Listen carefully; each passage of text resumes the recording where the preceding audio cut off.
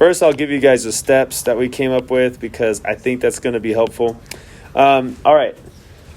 So let's set up our integral first. It says that the base of the solid is in the circle. It's right here. The cross sections are perpendicular to the y-axis. Oh, snap. This is different. We haven't seen perpendicular to the y-axis yet. So the cross sections are going this way. And what do these cross sections look like? What are their shapes? They're perpendicular to the y-axis, and these are isosceles right triangles. You guys know what isosceles right triangle is?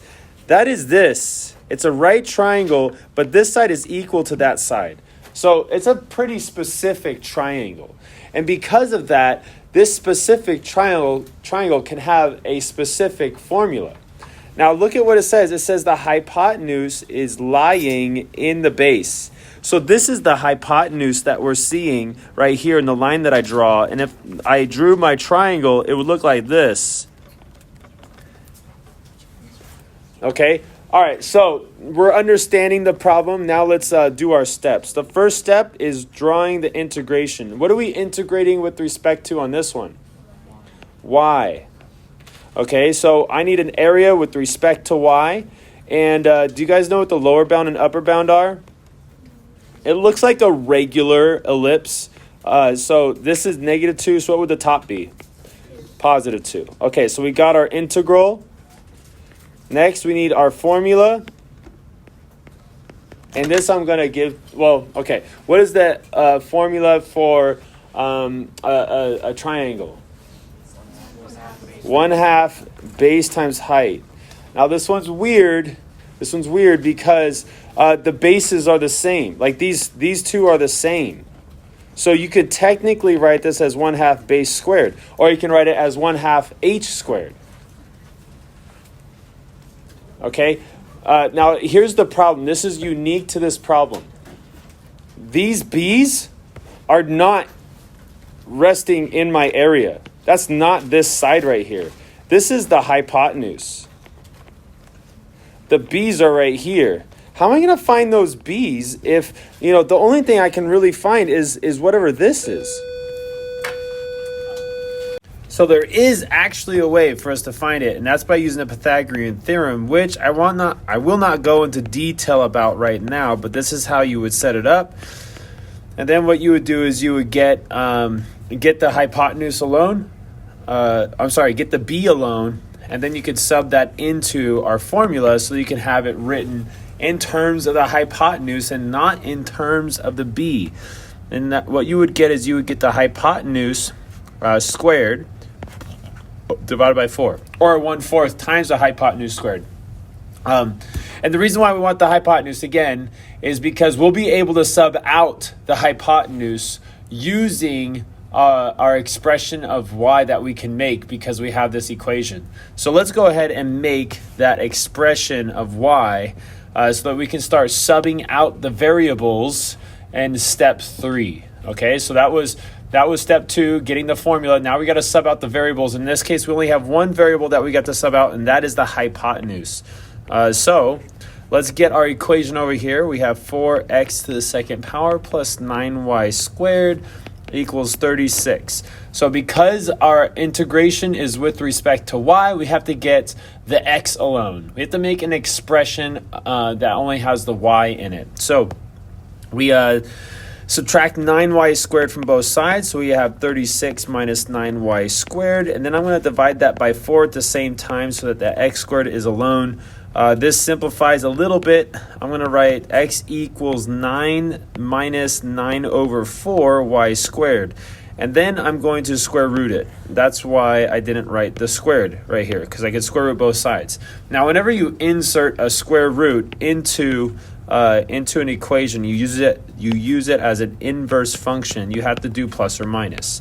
Okay. Now the plus, that would be the positive side of our circle here, which would be this side right here. The negative would be the opposite. That would be the other side right here. Okay. Now, if we wanted to find the length of the hypotenuse from here to here, we would just take this side, this curve, which is 9 minus 9 over 4 y squared square root. And then we would subtract this side from that, which is negative square root of 9 minus 9 over 4 y squared. And now if you subtract those two, you actually get 2 of those. You just get 2 square root of 9 minus 9 over 4 y squared. You get 2. That would be the length of the hypotenuse. The hypotenuse would be 2 rad 9 minus 9 over 4 y squared. Okay, oh, that's pretty sloppy. I'm sorry about that. I'll clean it up here. All right, slightly better. And just for you non-believers, I'm going to write it out really fast and then erase it. We go 9 minus 9 over 4 y squared square root minus negative square root of 9 minus 9 over 4 y squared. The negative would make that positive, so it's like we're adding it. That's why we get 2 of them.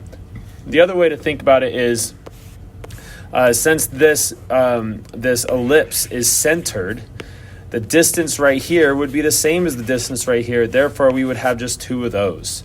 So if we plug a y in there, into this equation, and into that expression, we will get the length of the hypotenuse. And so now we have what we can plug into the hypotenuse. So let's go ahead and do that before I have to start erasing a bunch of stuff.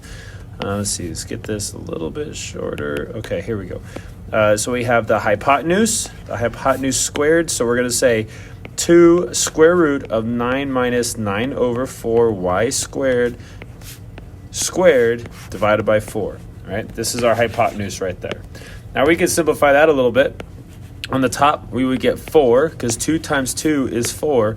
And then we would square this, and what happens there is the square root sign just goes away. So we have 9 minus 9 over 4 y squared divided by 4. And there's different ways you can do this, but I'm just going to go ahead and cancel these 4s out. And that's it. That's what we got. That's the area function in terms of y. Now we can do the last step, which is integrate. All right, I got my pink pen out. Sorry for the messiness here, but what we're going to do is we're going to take this out and we're going to plug in our area function right there and then integrate it. So it's going to be from negative 2 to 2 of 9 minus 9 over 4 y squared dy. All right, I'm going to go ahead and integrate. So I do the antiderivative. I get 9y, and then I get y to the third 9 over 12. I got that because I had to multiply the 4 by 3, because I would add 1 to the 2 to get 3. Then I would divide by 3, which is the same as multiplying by 1/3. So 1 times 9 is 9, 3 times 4 is 12. That's how I got 9 over 12. And then I have to plug in the 2 and then the negative 2. All right, let's go ahead and do that. Boom.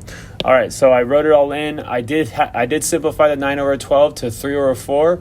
I plugged the 2's in, and then I minus, and then I plugged the negative 2's in. Notice that I did parentheses on that, and that's because I have to distribute this minus right here, right? You plug in the 2, then you subtract, then you plug in the negative 2. So let me go ahead and simplify that. All right, now I'll simplify the rest live. So the 4 cancels out with the 8 to make a 2. So now I have 18 minus 6. I'm going to subtract whatever's inside here. So I have the 4 canceling out with the 8. Now it's a negative 8. That negative 8 becomes a negative 2. Negative 2 times negative 3 is going to be positive 6. So I have a positive 6 and a negative 18. Now I'm going to distribute this negative so I can get rid of the parentheses. No more parentheses. 2 18s, which makes 36, and then 2 negative 6s, which makes negative 12. This gives us 24, which is our answer. Now, it doesn't give us any units, and so it would be units to the third power because this is, or cubed, because this is the volume.